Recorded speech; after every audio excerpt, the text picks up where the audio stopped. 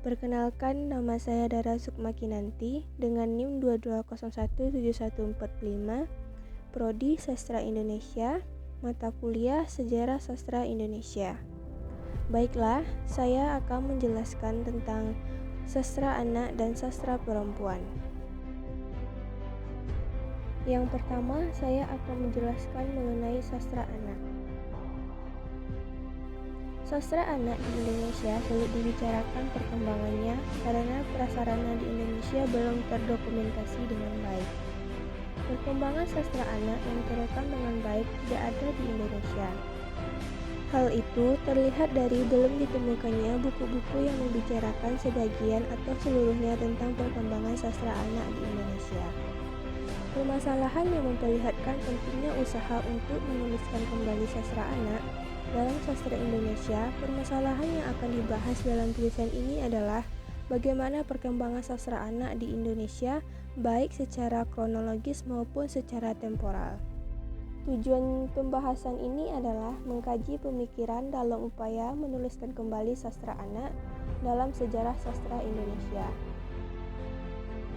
Selanjutnya, saya akan menjelaskan tentang perkembangan sastra anak melalui prosa, puisi, dan drama. Yang pertama, perkembangan prosa anak. Dari ketiga genre besar sastra anak, yaitu prosa, puisi, dan drama, prosa anak merupakan genre yang paling banyak ditemui dibandingkan dengan puisi anak dan drama anak. Berdasarkan hasil penelitian yang dilakukan di Perpustakaan Nasional Republik Indonesia dan Pusat Studi dan Dokumentasi Sastra HB Jasim pada tanggal 9 sampai 11 September tahun 2013, ditemukannya ada ratusan judul buku prosa anak yang diterbitkan sebelum tahun 2000-an. Genre dan tema dari karya sastra anak-anak itu juga sangat beragam, diantaranya adalah genre fantasi dengan latar negeri antah berantah yang mewarnai beberapa novel karya anak-anak tersebut. Salah satu tugas perkembangan prosa anak adalah berkaitan dengan memuaskan rasa ingin tahu anak-anak yang tinggi.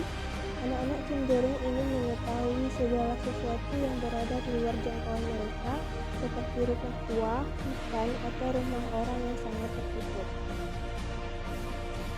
Yang kedua, perkembangan puisi anak. Dibandingkan dengan prosa anak, buku yang berisi kumpulan puisi anak relatif lebih jarang ditemukan. Puisi-puisi anak banyak tersebar pada surat kabar dan majalah-majalah yang memuat puisi anak seperti Surat Kabar Kompas, Pikiran Rakyat, Majalah Bobo, Kreatif, dan Bravo. Seperti halnya perkembangan bahasa anak, sejarah perkembangan puisi anak juga tidak tercatat dengan jelas dalam sejarah sastra Indonesia. Selanjutnya, perkembangan drama anak. Perkembangan drama anak di Indonesia tidak selama prosa dan puisi. Baik karya naskah drama maupun penelitian terhadap naskah tersebut, sebenarnya naskah drama anak-anak banyak ditulis, tetapi hanya untuk dipentaskan dan tidak untuk diterbitkan sebagai buku naskah drama anak. Hal ini menyebabkan peneliti kesulitan menelusuri dan memetakan drama anak di Indonesia. Selanjutnya, saya akan menjelaskan mengenai sastra perempuan. Banyak masyarakat yang berpendapat bahwa sastra dan sejarahnya adalah milik kaum lelaki, karena adanya pandangan dari khalayak awam bahwa penulis sastra biasanya adalah laki-laki. Jika seorang perempuan menulis sastra, maka akan dianggap salah dan seringkali dipandang tidak setara dengan karya sastra para penulis laki-laki. Pada tahun 1914 sampai 1953, muncul seorang sastrawan wanita yang bernama Fatimah Hasan Bulais. Beliau menuliskan suatu karya sastra dalam bentuk novel yang berjudul Kehilangan Mustika pada tahun 1935. Novel tersebut diterbitkan di Balai Pustaka sebagai penerbit utama pada masa itu. Pada awal tahun kemerdekaan, banyak bermunculan tokoh sastra wanita dengan berbagai karyanya, seperti Rupiah yang berjudul Kejatuhan dan Hati, yang terbit pada tahun 1950. Yang kedua, Walu Jati Supangat yang berjudul Pujani pada tahun 1951. Yang ketiga, Nursia Dahlan yang berjudul Arni yang terbit pada tahun 1954 dan lain-lainnya. Selanjutnya, muncullah tokoh sastra perempuan bernama N. Hadini yang sangat aktif dan produktif dalam menulis sastra. Karya sastra N. Hadini berupa novel diantaranya adalah Keberangkatan yang terbit pada tahun 1977, Pertemuan Dua Hati yang terbit pada tahun 1986, Tirai Menurun yang terbit pada tahun 1993, Kemayoran yang terbit pada tahun 2000, Argentul Hidup Memisahkan Diri yang terbit pada tahun 2008, dan lain-lainnya. Berikut ini adalah foto sastrawan Indonesia yang sudah terkenal di dunia.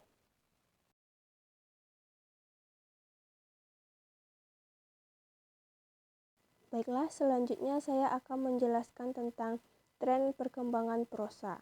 Yang pertama adalah metropop.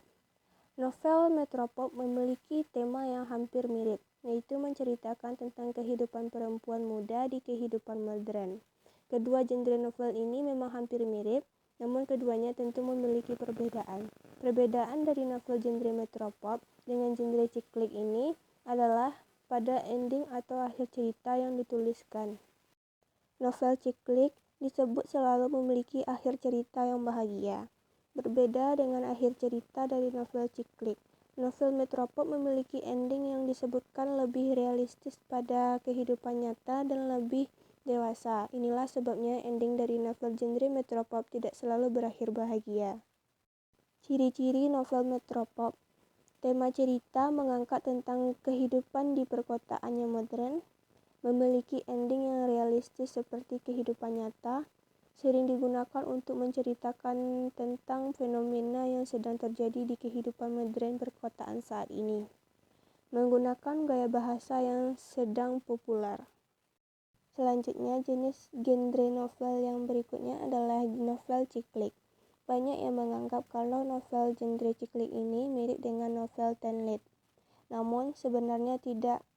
Novel ciklik merupakan genre novel yang menceritakan tentang kehidupan perempuan muda dengan berbagai persoalan hidup yang dihadapinya. Tema yang biasa diangkat dalam novel ciklik dapat berkisah tentang karir, percintaan, atau kehidupan pribadi lainnya yang memperlihatkan kemandirian. Ciri-ciri novel ciklik. Yang pertama, bercerita tentang kehidupan perempuan muda yang modern. Yang kedua, tema cerita mengenai perempuan yang berkarir, tentang cinta, atau kemandirian seorang perempuan. Yang ketiga, latar belakang lokasi dalam novel biasanya berada di kantor, restoran, kafe, maupun di rumah atau kamar tidur.